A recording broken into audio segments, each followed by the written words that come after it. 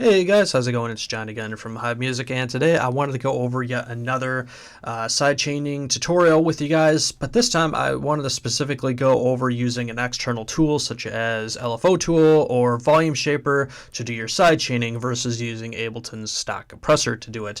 And this will apply to anything, you know, whatever you have, whatever you want to use. For me personally, I'm going to be using LFO Tool today, so let's just go ahead and dive right into it. If you watch any of my prior videos, you know I typically have used Ableton's stock compressor with Ghost triggers to do my sidechaining in the past. But I've been kind of curious lately on if I could achieve a cleaner and easier sidechain and better sounding sidechain using LFO Tool. So in order to do that, basically what I've done is I've got a couple groups here, my leads, ARP, and FX, that I route into various buses, and then from there, those type of things go into a snare and kick sidechain, and things like my bass go into a regular sidechain, and things like my drums aren't sidechained. So that's how I have things set up.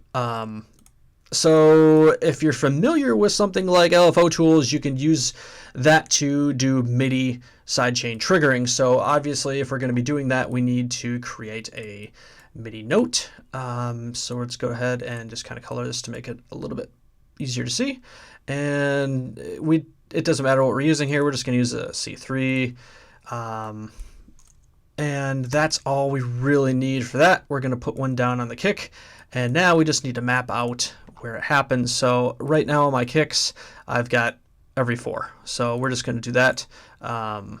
Basically, we're just going to put this on every quarter note and bring that out. And just like that. And for our snares or claps, we're again just kind of on traditional beat here. So 2s and 4s basically is all we're on.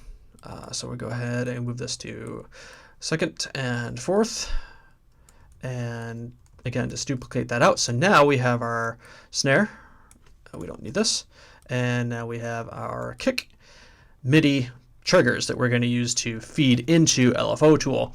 Now you could use just these MIDI notes if you wanted to. In my particular case on this track, I've already got things set up in a drum rack, so I've already got MIDI. Personally, I like to separate them, and I like to have just a dedicated chain group so I can easily do breaks and things like that. And I also don't typically work in MIDI. I usually work in audio for my drums, so this track's kind of an exception. But I just wanted to kind of show you that that's why I have things set up this way. So to move on, we're going to need to instantiate some LFO tools here. So let's go ahead and put an LFO tool on our snare and our kick, and we're going to go ahead and set up a basic simple sidechain just so we can kind of hear what's going on.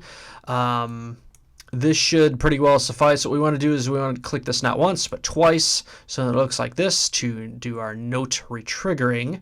And now we can go ahead and just make this easy on ourselves. We're going to group this, and we're going to call this snare sidechain. We're going to duplicate it, and we're going to call this kick sidechain. And now we're going to make it really easy on ourselves. We're going to copy this down to our kick sidechain, and we're going to put it right on there, and that will make our lives a lot easier. Now we need to find a way to route this into this LFO tool, and we want to route this kick MIDI note into 2 locations. So that's where things get a little bit tricky, and that's why I'm going to do things this way. And I like to use a external instrument for this. So I'm going to put an external instrument on the chain, not that it's really required in this case, but it'll be a little bit easier just to keep things kind of grouped together. And we're just going to go up in here and select our chain here, snare and kick sidechain. And it's already selected the appropriate snare sidechain, and that's all we want from there. Let's go ahead and copy this. And now we're going to move down to our kick, and we're going to go ahead and paste it, or alternately drag this over. But the big difference here is this needs to be now, we're going to be taking our snare and kick sidechain, but we're going to be sending this to our kick sidechain. And we also want to send this exact MIDI data to not only here, but also the LFO tool on our bass. So what we're going to need to do is we're going to need to group this. And we're just going to call this kick sidechain, And again, I'm going to duplicate that channel, that chain. I'm going to call this bass sidechain. And now we have this snare and kick set to kick. And on our bass, we're going to move this to kick sidechain. And because we only have one LFO tool on this particular sidechain, down here, it's already pre-selected. So now we can see, if we go into here and we play this, we can see that our snares and kicks are going to get triggered each time.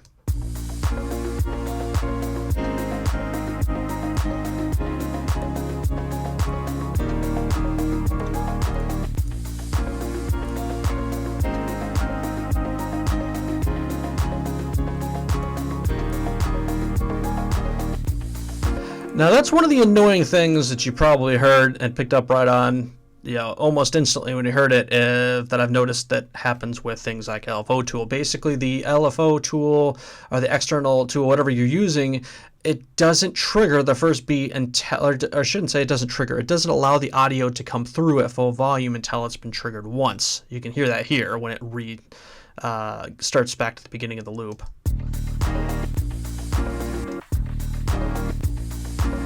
And we can see what's happening if we look at our kicks here. Basically, you can watch that here, and you can see the audio comes down and it doesn't come back up until it hits a trigger. Right there, in that split second. So one of the things that I found to help with this issue is you basically have to do this. You have to bring this endpoint, which consequently is your start point because this is a big loop, all the way up. And then from there, you basically redesign your waveform here, or your envelope, I should say. And we can do that for both. So go bring this all the way up.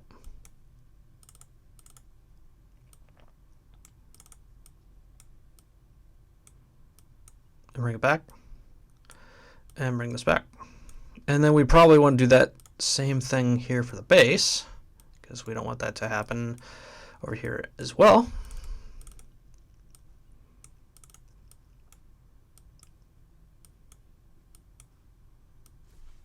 And now we won't have that issue.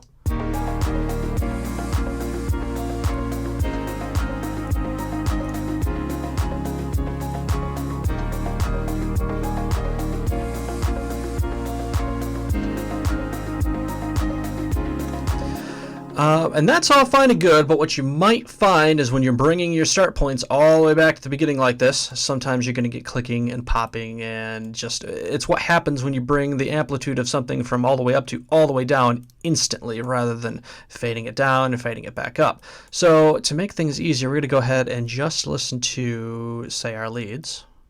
And now you can hear that clicking and the popping and the leads. So now we want to adjust our chain. So let's go ahead and start with the snare here first. So we're just going to turn our kick off and now just adjust the snare here. So the first thing I'm going to do, I'm going to try, is just bringing our smooth up to 1.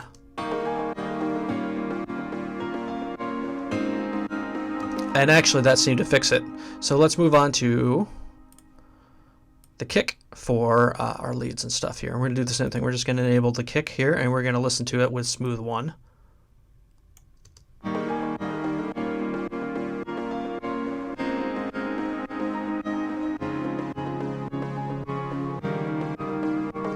I hear a little bit of clicking, a little bit of popping, not horrible. I might try bringing this up to a little bit. I still hear a little bit of clicking. So what I'm going to do, I'm going to move this bottom point here out until I stop hearing clicking.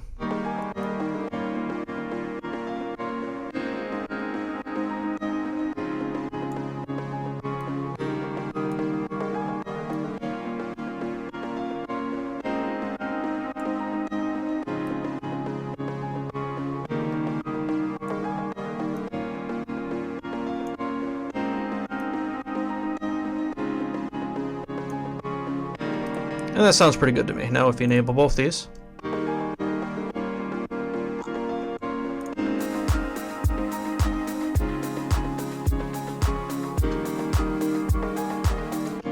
So now let's go ahead and work with our bass channel here. And again, this is probably going to be a lot more evident of a click. So let's go ahead and just solo our bass. Oh yeah, it's clicking pretty bad. So let's go ahead and try our smooth up by 1. Still getting some pretty heavy clicking. So let's bring this out until we don't hear any clicking.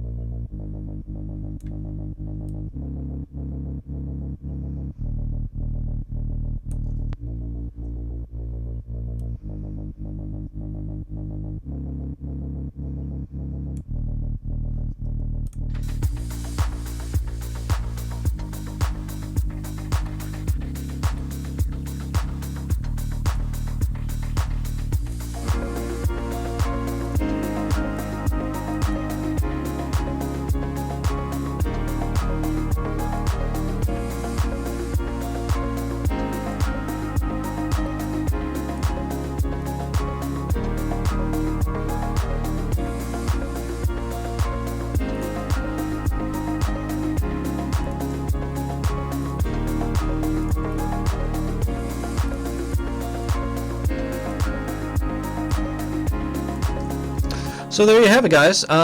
Just for a quick comparison, an A/B, we're going to go ahead and create a real quick instance of turning our sidechain on and off. So we're just going to go ahead and select these and assign them to our equal key. So now when we push our equal, we can quickly enable and disable sidechaining mode. So let's start with this off. We'll click it on, and you can set this trigger on and off, and we'll listen to it while it's triggering on and off so you can hear a comparison. We'll start with it off.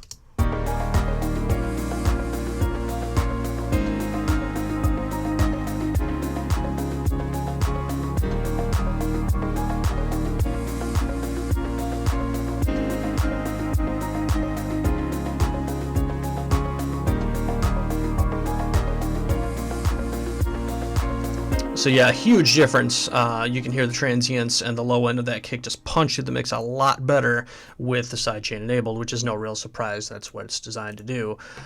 So yeah, hopefully that helps you guys out and gives you some ideas. And you could use this for your VolumeShaper, LFO Tool. You can use this for Pro MB's multi-band compression if you just want to use like compression on the low end.